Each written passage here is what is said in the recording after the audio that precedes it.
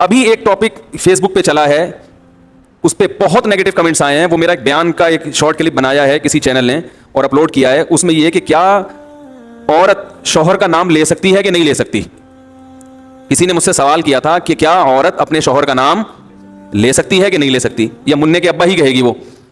تو اس کا میں نے جواب دیا تھا کہ ہمارے عرف میں اس کو بے ادبی سمجھا جاتا ہے. جس کے عرف میں بے ادبی سمجھا جاتا ہو وہاں پر عورت کو چاہیے کہ اپنے شوہر کا نام نہ لے. اب چونکہ آج کل ہر آدمی مفتی بنا ہوا ہے, اور میں نے جو اس پر اشکالات تھے نا اس کا بھی جواب دیا تھا, تو لوگوں نے نیگیٹو کمنٹس, کچھ لوگوں نے حدیثوں کے حوالے کہ صحابیہ تو اپنے شوہر کا نام لیتی تھی, اس مفتی کو حدیث کا بھی نہیں پتا, قرآن کا بھی نہیں پتا, اور اس مفتی نے ایسی بات کی ہے کہ قرآن و حدیث کا تو کوئی ریفرنس دیا ہی نہیں ہے.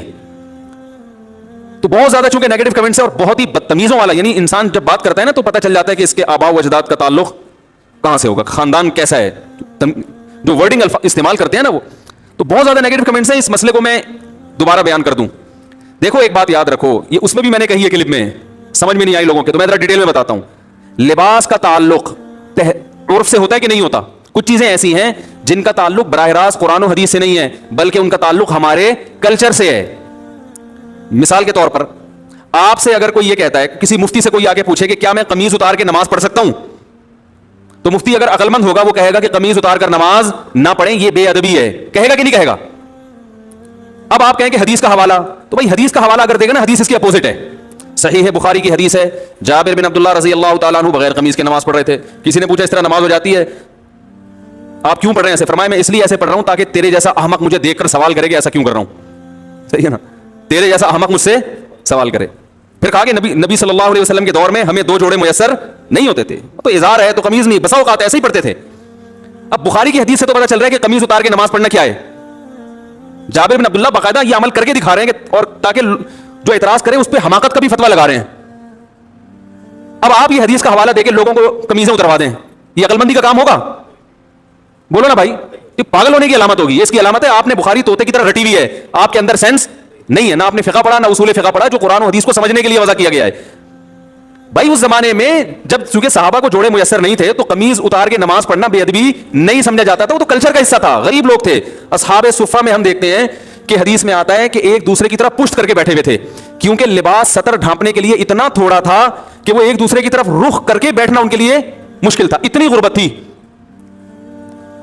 آج کون ایسا غریب ہوگا جو بیچارہ قمیض نہ پہن سکے؟ اور ایک معاشرے میں پورا پراپر ڈریس پہننا یہ ہمارے معاشرے کا کلچر بن چکا ہے. اس کو بے ادبی سمجھا جاتا ہے. کسی تقریب میں آپ بغیر قمیض کے نہیں جا سکتے, تو آپ اللہ کے سامنے بغیر قمیض کے کیسے کھڑے ہوگے بھائی؟ اگر صحابی بغیر قمیض کے نماز پڑھ رہے ہیں تو ایک بڑی اچھی تقریب میں بھی وہ بغیر کرتے کے چلے جاتے تھے. وہ صحیح بخاری کی حدیث ہے, نبی صلی اللہ علیہ وسلم کے پاس ایک صحابی نے عرض کیا, یا رسول اللہ میرا اس خاتون سے نکاح کرا دیں. فرمایا مہر فرمائی یہ لنگوٹا جو میں نے باندھا ہوا ہے. پتا چلا اس نے لنگوٹا پہن کے نبی کی مجلس میں بیٹھے ہوئے تھے, بخاری کی حدیث ہے. اور اسی حالت میں نبی نے آپ کا نکاح پڑھایا تو پتا چلا دولہا کا لباس کیا تھا؟ بولو بھائی, لنگوٹا. اب اگر کوئی مجھ سے پوچھے کہ مفتی صاحب کیا دولہا صرف لنگوٹا پہن کے شادی ہال میں جا سکتا ہے, تو میں کیا کہوں گا؟ جا سکتا ہے کیا؟ میں بولوں گا پاگل ہے, دینداروں کا مذاق اڑوائے گا. وہ جائز نہیں ہے اس کے لیے لنگوٹا پہن کے جانا, اس کے لیے پراپر ڈریس پہنے. آپ کہہ سکتے ہیں وہ صحابی تو غریب تھے. بھائی اگر کوئی بہت غریب بھی ہے تو بھی اس زمانے میں ہم اس کو لنگوٹا پہن کے شادی ہال میں جانے کی اجازت نہیں دیں گے, کیونکہ ہمارے عرف میں اس کا تصور نہیں ہے. نہیں آ رہی بات سمجھ میں؟ طوطے کی طرح بخاری مسلم جاہل لوگوں نے رٹ لی ہے, اور علماء کوئی کسی عالم کو نہیں چھوڑا انہوں نے. ابھی میں ایک کلپ سن رہا تھا حضرت مولانا منظور منگل صاحب کا, بڑا اچھا انہوں نے ایک مدلل بیان کیا. اس پہ لوگوں کے نیگیٹو کمنٹس. ہر آدمی کیا بنا ہوا ہے؟ جاہل ہوگا, مگر اعتراض ایسے کرتا ہے جیسے اس سے بڑا اس کائنات میں کوئی عالم پیدا ہوا ہی نہیں ہے. اب یہ سمجھو کہ جیسے لباس کا تعلق کس سے ہے؟ عرف سے. اس میں قرآن و حدیث کا حوالہ نہیں دیا جائے گا. قرآن و حدیث کی اگر بات ہے تو نبی صلی اللہ علیہ وسلم زیادہ تر ازار پہنا کرتے تھے. ازار ایک چادر جو ہوتی تھی. آج کسی بھی محفل میں آپ ازار پہن کے نہیں جا سکتے, نماز بھی نہیں پڑھ سکتے, اس لیے کہ اس کو یوں سمجھا جائے گا کہ بھائی اللہ کے دربار میں جب حاضری دے رہے ہو تو پراپر ڈریس پہن کے, یہ نماز کا ادب ہے. جیسے آپ کسی رشتہ دار کی دعوت میں جاتے ہو تو پراپر ڈریس پہن کے جاتے ہو, چڈی بنیان میں نہیں پہنچتے. تو ہم کہیں گے اللہ کا بھی یہ حق ہے کہ اللہ کے سامنے جب حاضری دی جائے تو پراپر ڈریس میں ہو, کیونکہ اب ہمارے زمانے کا عرف یہ بن چکا ہے کہ قمیض بھی ہو ساتھ میں شلوار بھی ہو. بات سمجھ میں آ رہی ہے؟ اب یہ عرف بن چکا ہے. اسی طرح یاد رکھو کہ عورت کا شوہر کا نام لینا صحابیہ سے ثابت ہے کہ اپنے شوہر کا نام لیا انہوں نے, لیکن بہت سارے ہمارے کلچرز میں, ہمارے جو بہت سارے علاقے ایسے ہیں, قومیں ایسی ہیں جن میں عورت کے لیے شوہر کا نام لینا بے ادبی سمجھا جاتا ہے. وہ اگر نام لیں گی تو یہ سمجھا جائے گا کہ یہ بے ادب ہے. اور ادب کا تعلق بھی کس سے ہوتا ہے؟ عرف سے.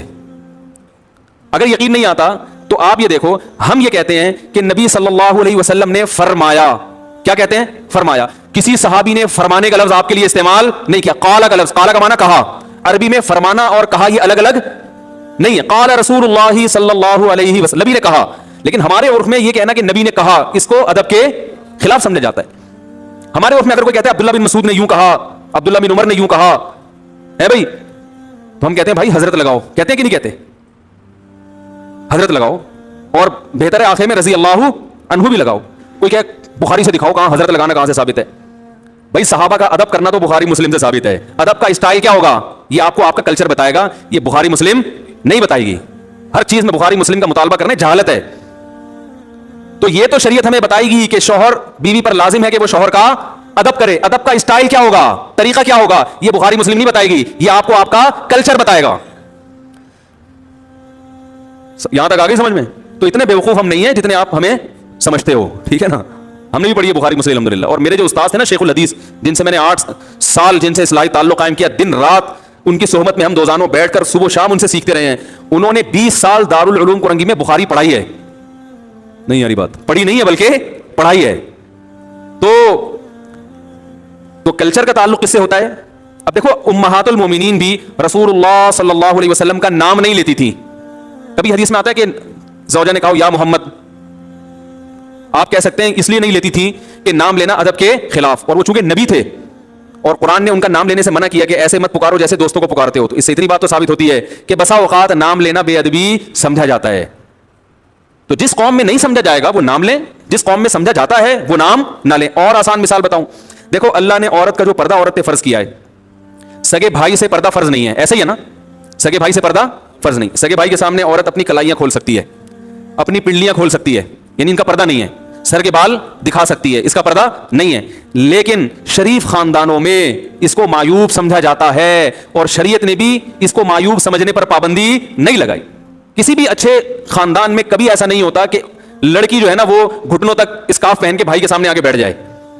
اچھے خاندانوں میں ہم نے دیکھا ہے کہ جوان بیٹی جب باپ کے سامنے بیٹھتی ہے تو سر پہ بولو نا دوپٹہ لیتی ہے, کیونکہ عرف میں اس کو اچھا سمجھا جاتا ہے. تو ادب کا تعلق کس سے ہے؟ کلچر سے, بہت حد تک کلچر سے, بہت حد تک عرف سے. بعض لوگوں نے یہ بھی نیگیٹو کمنٹس کیے, اشکال کیا ہے کہ اچھا اگر کلچر ہی کو فالو کرنا ہے تو کتنی غلط رسومات ہیں جو شریعت کے خلاف ہیں, پھر تو وہ سب حلال ہو جائیں گی. تو بھائی شریعت کے خلاف ہونا الگ بات ہے.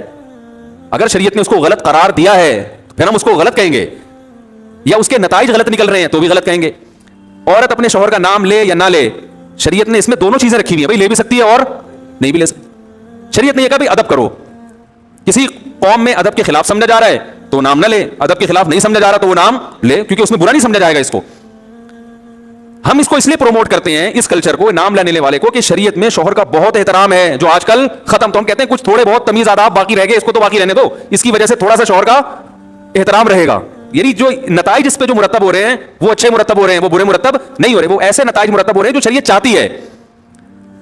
جیسے شریعت نے ابا کے سامنے بیٹی کو دوپٹہ لینے کا حکم نہیں دیا مگر پابندی بھی نہیں لگائی. تو جب دونوں راستے ہیں تو ہم کہیں گے شریعت کے مزاج سے زیادہ قریب کیا ہے, دوپٹہ لینا یا نہ لینا؟ لینا زیادہ مزاج کے قریب ہے. اس میں باپ کا احترام ہے, حیا ہے, اور شریعت معاشرے میں حیا کو فروغ دینا چاہتی ہے. تو جو چیز حیا کے زیادہ قریب ہوگی اس کو اپریشیٹ کیا جائے گا, جو حیا سے دور ہوگی اس کی حوصلہ شکنی کی جائے گی, اور اس پر بخاری مسلم کے حوالے مانگنے والے پر جہالت کا فتویٰ لگایا جائے گا. سمجھ میں آ رہی ہے بات؟ اس پر یہ فتویٰ لگایا جائے گا کہ کیا ہے, پاگل ہے. تو اور بہت ساری چیزیں اس بارے میں. تو جو عورتیں شوہر کا نام لیتی ہیں لے, میں نے یہ تھوڑی کہا کہ گناہ مل رہا ہے یا ناجائز ہے. ادب, اگر کلچر اس کی اجازت نہیں دیتا تو ادب کیا ہے کہ نام نہ لے بھائی. اچھا مجھے ایک بات بتاؤ, بڑے بھائی کا نام لینا, کوئی آپ سے پوچھے کہ بڑا بھائی ہے 10 سال عمر میں آپ سے بڑا ہے, اس کو نام لے کے پکارنا, اگر یہ مسئلہ مجھ سے پوچھا جاتا یا کسی بھی مفتی سے پوچھا جائے گا, وہ کیا کہے گا؟ نام سے پکارنا ادب کے خلاف ہے, بلکہ اس کو بھائی جان کہنا چاہیے, بڑے بھیا کہنا چاہیے. یہی ہے نا. اب آپ کو حدیث میں تو آتا ہے کہ فلاں صحابی نے اپنے بڑے بھائی کا نام لیا ہے. بھائی عربی میں بڑے بھائی کے لیے کوئی بھائی جان جیسا لقب یا اس سے ملتا جلتا کوئی لقب ہمارے علم میں نہیں ہے, وہ تو نام لیتے تھے.